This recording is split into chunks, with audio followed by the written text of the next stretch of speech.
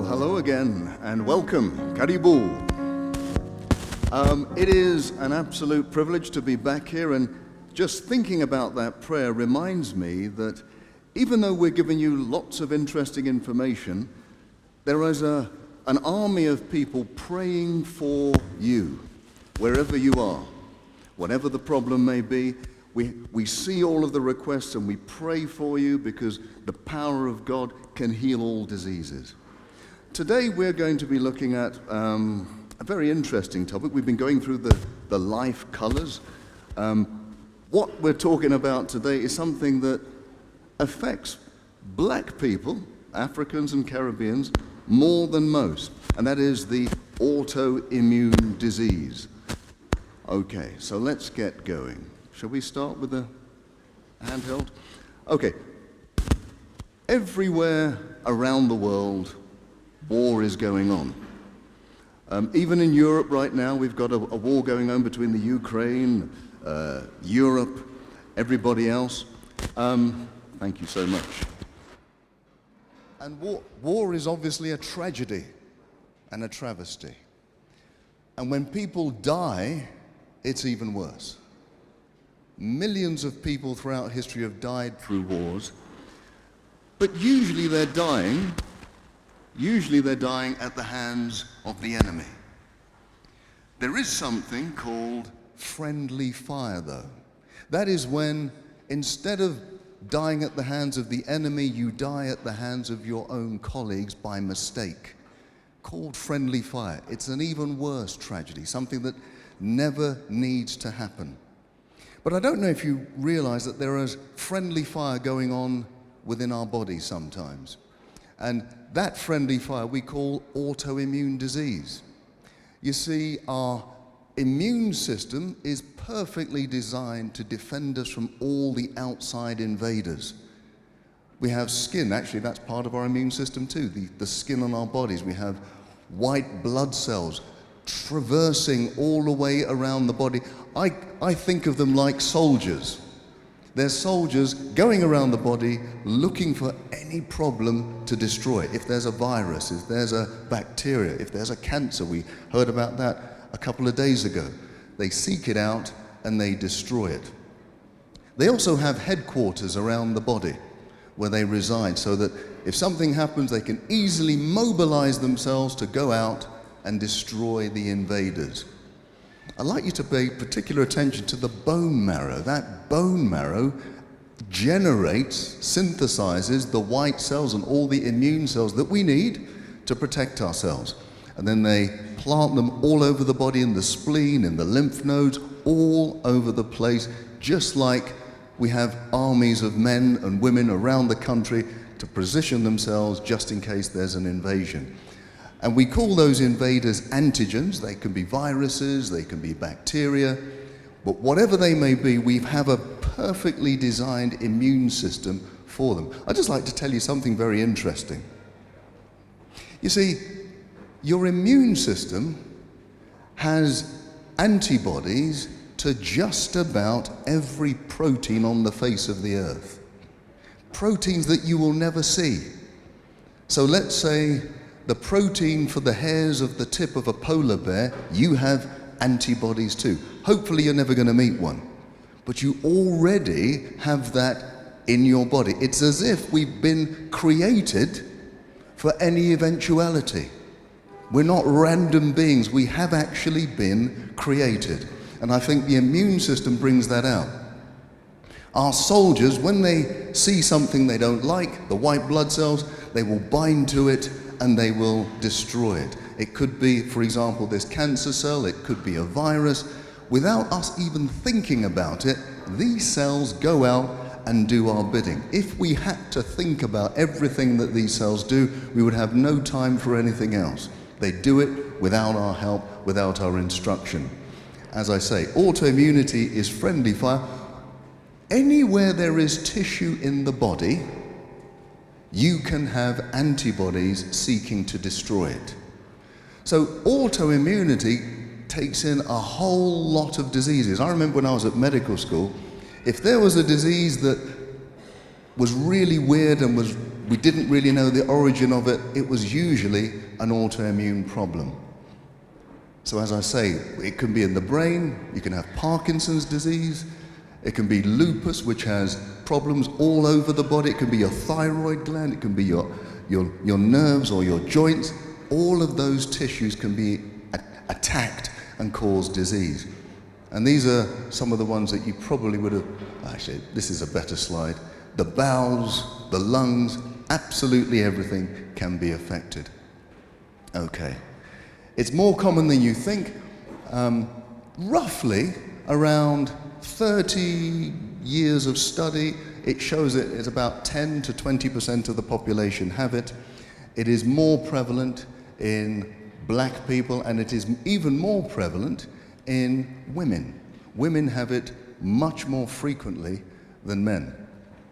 And that's why, if you're a black woman, this is something you really need to think about. Back in England, I would say half of the women I come across who are black women have some sort of autoimmune problem. It could be anemia, simple as that. That is a branch of autoimmunity. So this is something that if you're a black woman, you need to listen to very carefully. Why does this happen? Why do our immune cells that are here to defend us start hurting us? Why does it happen? Well, most of it starts in the gut. And we call it a leaky gut. What do I mean by that? You see, our gut is perfectly designed to absorb everything we need to eat. We digest it, and we take those little molecules, amino acids, sugars, we absorb them into our bloodstream, but they have to go through just a single cell layer of the gut. That single cell, even though it is just so thin, it is absolutely brilliant. It takes in everything we need, and if we don't need it, it keeps it out. Beautiful. But sometimes that single cell layer breaks down. They separate from each other. Why does that happen? It can happen if you have an infection. It can happen if you're stressed. It can happen if you are on certain types of drugs like steroids, antibiotics. All of those things can create that leaky gut. Then what happens? Well, the proteins that are supposed to be digested before they get absorbed into the system, that are still quite big, they pass into the bloodstream when they shouldn't. And when that happens, your immune system, your antibodies detect them and say, hey, this is foreign. It shouldn't be there. Let's destroy it. And when it's destroyed, the antibodies don't just stay there. They say, well, let's go and find something else that looks like what we've destroyed. So if they've been designed to destroy a certain code on a certain type of food, they will look around your body for something that looks similar. So if the joints of your bones look similar to what they've destroyed, they will then start to attack those joints of your bones. If it's in your brain, if it's in your bowel, the same thing. And so you now have this big army of autoantibodies that are now destroying our own bodies. Okay. Now, at the bottom of that slide you can see type 1 diabetes, because we've known this for a very long time. Type 1 diabetes, which is an autoimmune diabetes, not like type 2, can be triggered by what is written there, bovine protein. Now, bovine protein simply means protein from the cow, and the most common protein from the cow that triggers autoimmunity is milk protein. So milk proteins generate these antibodies that then start to attack our cells. We've been talking about that over the last few days. What else can cause the inflammation, the separation of your bowel, of your single cell layer? Sugar. Sugar doesn't make anything better. Always causes inflammation. It causes inflammation of the end organ, and it causes the guts to open up to let these big proteins through. Something else that can do it. So for example, if you have thyroid disease, you are almost certainly going to be susceptible not just to milk protein, but also to wheat protein. Now, why should that be? What's wrong with wheat? Wheat is a natural product. Why should our bodies react against it? Well, it's not so much the wheat. It's what we've been doing to the wheat over the generations.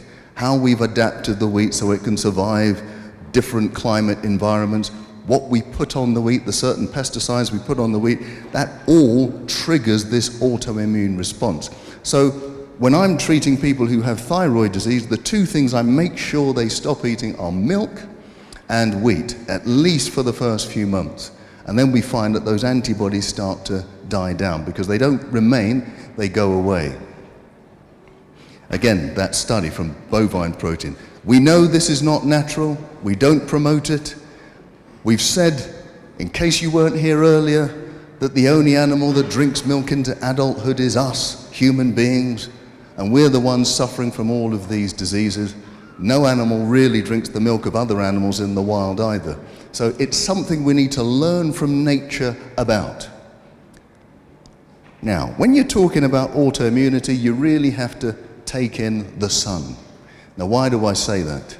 Well, have a look at this map of the world. This is the multiple sclerosis map of the world. And what do I mean by that?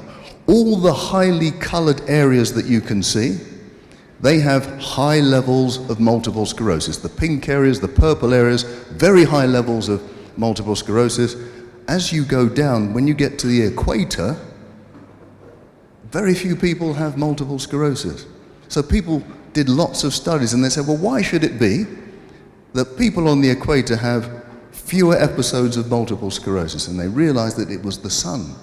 The more sun you have, the fewer episodes of multiple sclerosis, and in fact, the fewer autoimmune problems you have. Now you might say, but you know, we live in a hot country and we've got lots of autoimmunity. The problem is we don't expose ourselves enough to the sun. You know, we need to get out into the fresh air, into the sun as often as possible with our shorts, with our t-shirts, and expose our bodies to the sun, let the sun get into our bodies, and then it will do its healing effect. Because vitamin D does something that no other drug can do. Vitamin D is what is generated when the sun hits our skin.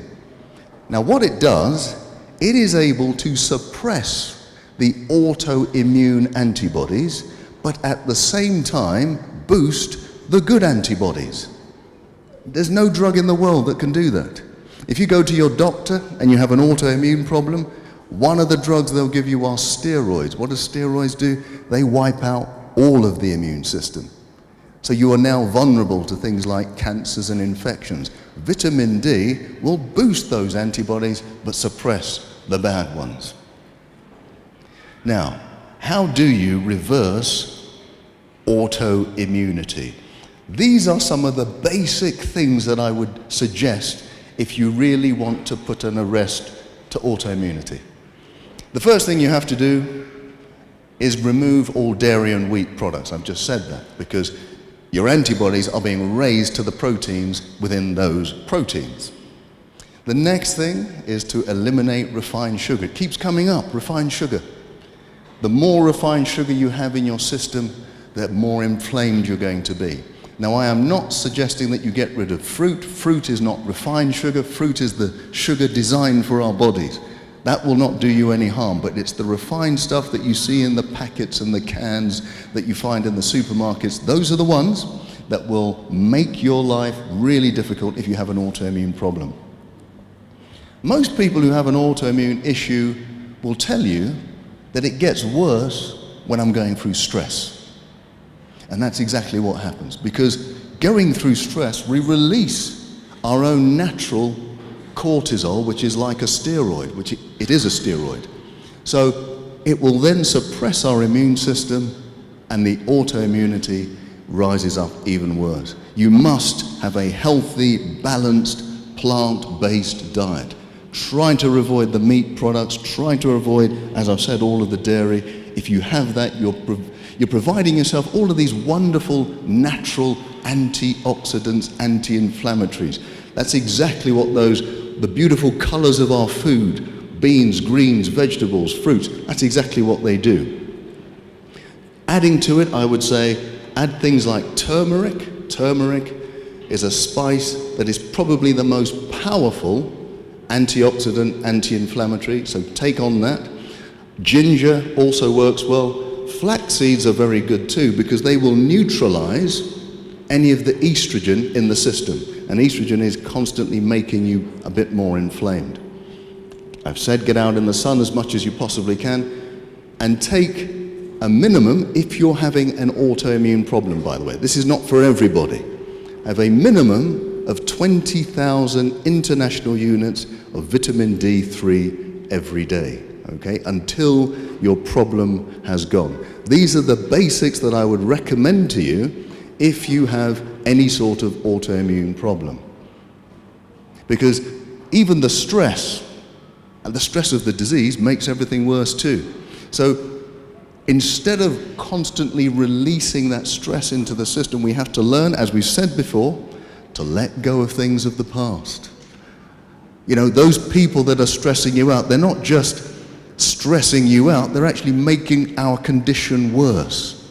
So we have to learn to let go, learn to forgive, learn to move on, look back with forgiveness and look forward with hope. Now, I'm talking about autoimmunity, but I must concentrate a little bit on bones as well. Because I've seen lots of people here who have had joint pains, back pains, all kinds of bone pains. So it's important that we just focus a little bit on that too. When you see astronauts go into space, if they spend a significant amount of time in space, they have several problems. One of the biggest problems is that their bones become brittle. You may have seen that. In fact, if they spend months out in space, when they come back to Earth, they can hardly walk. Their bones are so brittle. Now, the reason for that is that there's very little gravity out there. So there's not much pressure that you're putting on the bones. If you want bones to get strong and healthy, you have to put pressure on them. What is the best way to put pressure on your bones? To walk, to run, to do exercise. Every time you stand and walk and run, you're putting more pressure right the way through your system, making those bones even stronger. One of the reasons why as people get older, their bones get weaker is because they don't move as much. Yes, I do remember the time when I was a junior doctor and I went into a nursing home and most of the people there couldn't walk, not because they had a problem, but just because they didn't get up enough. The muscles atrophied, the bones became brittle. The more we walk, the stronger our bones become. You know, as doctors, we prescribe lots of drugs to make bones stronger. But the studies tell us that there is nothing better to make your bones stronger than a healthy plant-based diet and exercise. It will trump all of those drugs. So if you're having a problem with your bones, make sure you're getting up and you're getting exercise. This person, some of you may recognize him, this person obviously has healthy bones. Obviously has healthy bones because he's running and he's doing fantastic work. But it reminds me of something. When I see people who have painful joints, the thing they usually want to do is not move. It's too painful, doctor. I don't want to move. When you stay still, the problem gets worse. Whether it's back pain, leg pain, knee pain, if you stay still, the problem will get worse. We always say motion is the best lotion. It's the best treatment to keep moving. Now you may say, well look, do I have to go through so much pain? Well, turmeric, by the way, can help with the pain. There have been many studies to show that taking turmeric daily can reduce the amount of pain even better than some of the medications that we give. So take some turmeric, get up and start moving. The more you move, the more you will find you're able to move. So get through that pain barrier, but keep on moving. Let's talk a little bit more about bones. Acid weakens bones. Let me tell you that. Acid weakens bones. The more acid you have in your system, your blood, if it becomes acid, your body says, okay, well, we need to neutralize the acid. How do we neutralize the acid? We have to take calcium from somewhere to neutralize the acid. And where do you get lots of calcium? It's in the bones. So the body shoves out loads of calcium into the blood to neutralize the acid. The more calcium that comes out of the bones, the weaker the bones become. Now, what foods have the highest amount of acid? Yes, all the things that we've been talking about. The alcohols, the red meats, the dairy products, those are the most acidic foods. The more alkaline foods are the fruits and the vegetables and the grain. I mean, you must be getting the idea now that the best way for any condition is to be on a healthy, plant-based diet. It is what we were designed for. It gives strength to your bones, it gives strength to your heart, everything in the body. Okay, let me conclude with these texts. Find them in Proverbs. A cheerful heart is good medicine, but a crushed spirit dries up the bones. Isn't that an interesting statement? Dries up the bones. Now, many people think that bones are dry anyway, but that's not true. Bones are full of blood. Bones are full of tissue. In fact, you may have heard of something called bone marrow. We talked about it with the immune system. That's where all your white blood cells and red blood cells are made. But what was said before is a crushed spirit dries up the bones. In other words, when we're down, when we're not looking up but we're looking down, when we feel that things are far too much for us, when our spirit feels crushed, our bones start to dry up, and that's absolutely true. When we're stressed, when we're anxious, when we're worried, when we're releasing all these stress hormones, the bones start to dry up. The marrow starts to dry up. We don't produce as much immune cells. So you will find that when people are going through difficulty and they don't know how to cope with it, their immune system goes down. They become more susceptible to autoimmune diseases, cancers, and all of that. In fact, we know this text very well, don't we?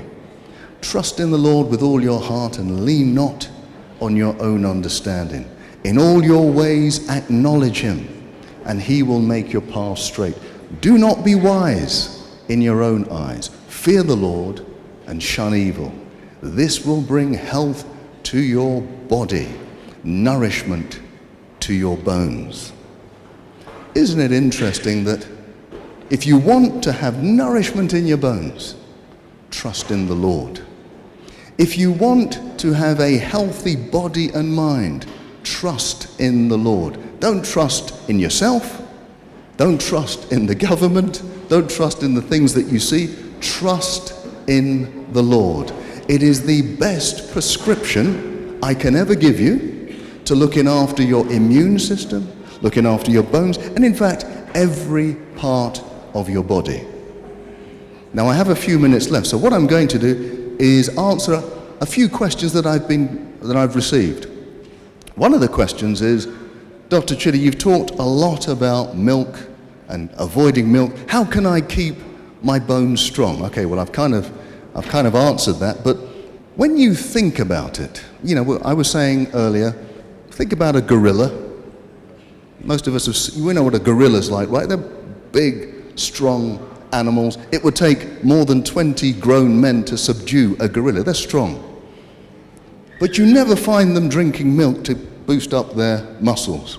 Neither are they taking these protein shakes that all these bodybuilders take. They're just having a simple diet, wholly plant-based.